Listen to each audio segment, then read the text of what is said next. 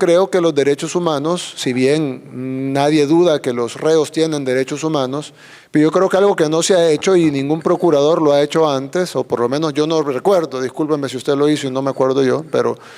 no han defendido los derechos humanos de la gente honrada. Generalmente defienden como que todo el enfoque de derechos humanos internacional o de las ONGs incluso esté enfocado en los derechos de los delincuentes, que tienen derechos. Nadie dice que los delincuentes no tienen derechos, pero ¿por qué el enfoque es siempre en los derechos de los delincuentes? Y la gran mayoría de la gente honrada, nadie le importan sus derechos. En este país pasamos 30 años siendo acribillados, asesinados, renteados, violados, extorsionados, amenazados,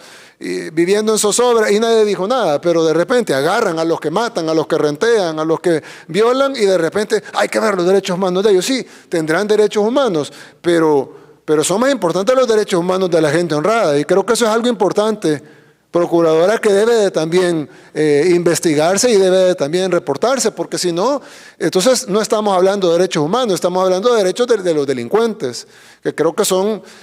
dos cosas distintas. Derechos humanos son todos, y los derechos y las personas que no tienen sus derechos restringidos son las personas honradas, porque los otros tienen derechos humanos, pero tienen derechos restringidos. Por ejemplo, no tienen derecho al voto, no tienen derecho a la actividad económica, no tienen derecho a la libertad.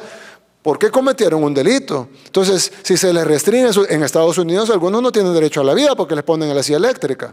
Entonces, si se pueden restringir algunos derechos humanos tan fundamentales como el derecho a la vida, en el caso de los países que tienen pena de muerte, ¿por qué en el caso de los países pobres o en el caso de los países en vías de desarrollo del tercer mundo están encima que los delincuentes deben de tener derechos, pero cuando hablamos de los derechos de la población, ahí todo el mundo se queda callado y ahí ya no importa y lo que tenemos que hacer es seguir velando por los derechos de los delincuentes? Entonces, si bien nosotros vamos a respetar los derechos de los delincuentes y lo estamos haciendo y lo hemos estado haciendo todo este tiempo,